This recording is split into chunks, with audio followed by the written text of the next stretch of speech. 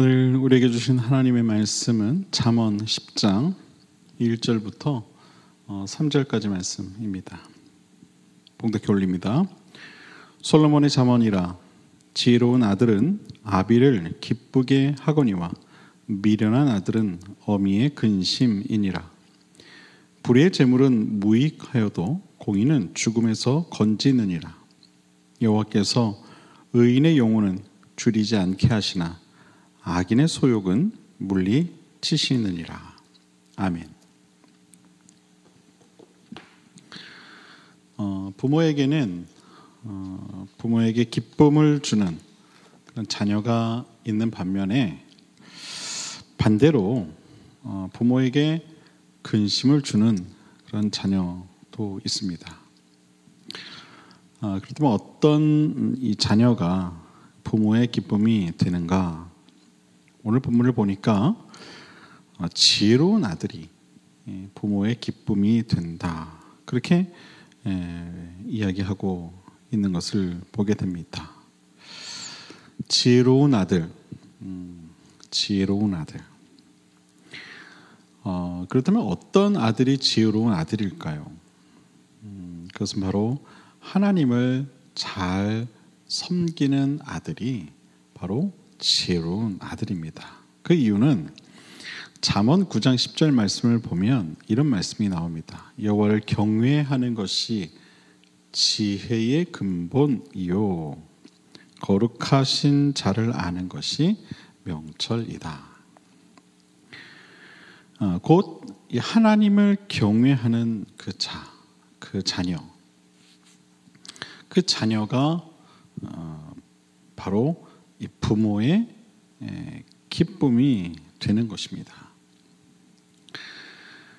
모든 부모는 자신의 자녀들이 하나님을 믿는 그 신앙 안에서 이처럼 지혜로운 그런 자녀로 잘 자라는 것이 얼마나 큰 축복인가를 꼭 알아야 합니다. 정말 내 자녀를 사랑한다면 우리가 가진 이 신앙, 바로 그 신앙을 유산으로 반드시 남겨주어야 하는 것입니다. 여러분, 신앙은 유산입니다. 아브라함이 이삭에게 자신의 신앙의 유산을 물려줬듯이 우리도 마찬가지로 우리의 이 자녀들에게 바로 우리 신앙을 물려주어야 하는 것입니다. 여러분, 이보다 더 귀한 유산은 없습니다. 제 아무리 많은 재물을 자신의 자녀들에게 물려준다 한들 여러분, 그것이 그들에게 얼마나 큰 도움이 되겠습니까? 그리고 무슨 의미가 있겠습니까? 지혜로운 부모는 물고기를 잡아 자녀에게 주는 부모가 아니라 물고기 잡는 법을 알려주는 부모가 지혜로운 부모라고 하죠. 마찬가지입니다. 재물을 많이 남겨주는 것은 자녀들에게 그리 큰 도움이 되지 않습니다. 잠깐 인생에 이 편안함을 줄 수 있을지언정 그들의 인생을 평안하게 할 수는 없는 법입니다. 물론 많은 재물은 우리의 삶을 편리하게 도와주는 것은 사실입니다. 하지만 그것이 그렇다고 해서 꼭 우리의 삶을 행복하게 해주는 것은 아닌 것입니다. 왜냐하면 참된 행복은 그러한 이 재물로부터 오는 것이 아니기 때문이죠. 여러분, 부모가 신앙을 물려줘야 할 이유가 바로 여기에 있는 것입니다. 신앙의 유산은 내 자녀들이 지혜로운 삶을 살아갈 수 있도록 하는 가장 큰 이 원동력이 되기 때문입니다. 부모의 신앙적 가르침 없이는 결코 우리의 자녀가 신앙적인 자녀가 될 수 없는 법입니다. 이 말은 다시 말해서 지혜로운 자녀가 될 수도 없다는 이야기입니다. 더 나아가 그러한 자녀는 부모의 기쁨이 될 수 없다는 이야기도 되는 것입니다. 여러분의 자녀들이 여러분의 마음을 기쁘게 하기 위하여 하나님 안에서 지혜롭게 처신하며 여러분으로부터 물려받은 신앙에 맞추어 살아가는 것을 한번 상상해 보시길 바랍니다. 얼마나 그 마음이 기쁘시겠습니까? 이러한 자녀의 지혜와 선행을 기뻐하는 그러한 저와 여러분 모두가 될 수 있게 되기를 바랍니다. 또한 그런 부모의 도리를 다하는 저와 여러분의 신앙이 될 수 있게 되기를 바랍니다. 오늘 본문을 보면 2절과 3절에 이런 말씀이 또한 나옵니다. 불의의 재물은 무익하여도 공의는 죽음에서 건지느니라. 여호와께서 의인의 영혼은 줄이지 않게 하시나 악인의 소욕은 물리치시느니라. 이 두 말씀은 같은 취지의 내용입니다. 즉 부당하게 취한 재물은 아무런 유익이 되지 못한다는 것이죠. 왜냐하면 하나님께서 그러한 재물은 언젠가 물리치시기 때문입니다. 재물이라는 것은 사실 어떤 선과 악이 아니죠. 그저 하나의 물질에 불과합니다. 본문에서 말하는 이 불의의 재물이라는 표현은 재물 자체가 불의하다는 것이 아닙니다. 그것은 재물을 어떠한 방법으로 취했느냐, 그것을 이야기하고 있는 것이죠. 즉 불의한 방법으로 재물을 취득했기 때문에 그 재물이 불의의 재물이라는 것이죠. 이런 재물은 하나님이 원하시는 것이 아닙니다. 또한 그 재물은 언젠가 반드시 모두 사라지게 마련입니다.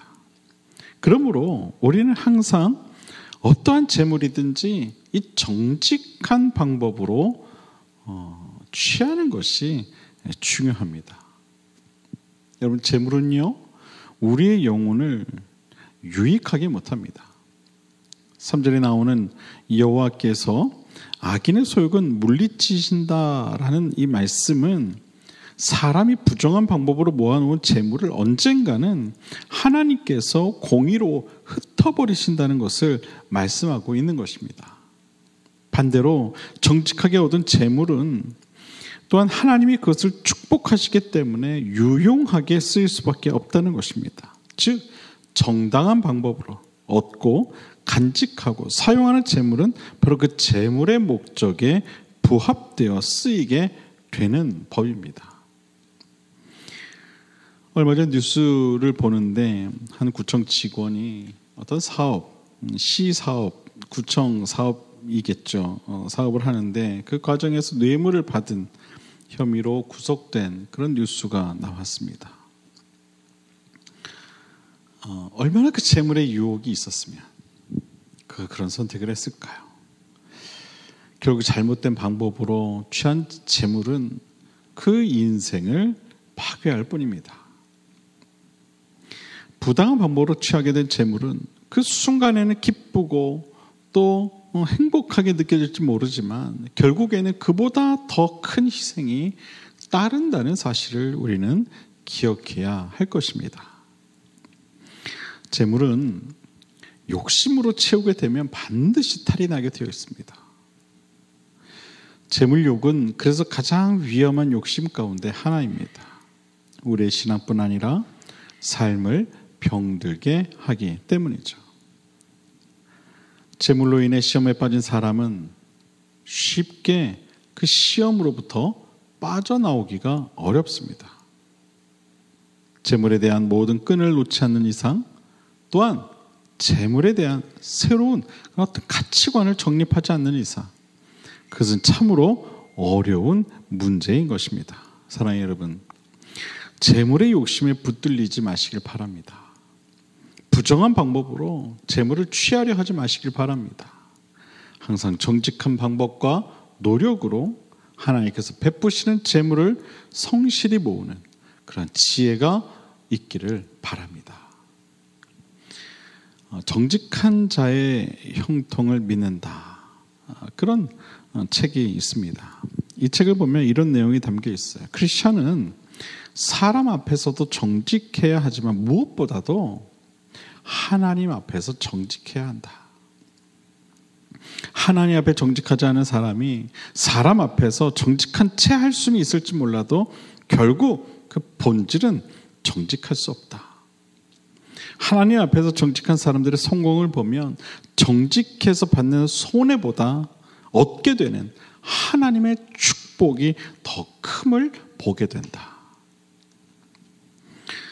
사랑하는 여러분, 성도의 정직함은 하나님 앞에서 필요한 것입니다. 바라기는 모든 일에 정직하여서 항상 하나님 앞에서 바르게 성장할 수 있는 그런 저와 여러분 모두가 될 수 있게 되기를 주님의 이름으로 간절히 부탁을 드립니다. 기도하겠습니다.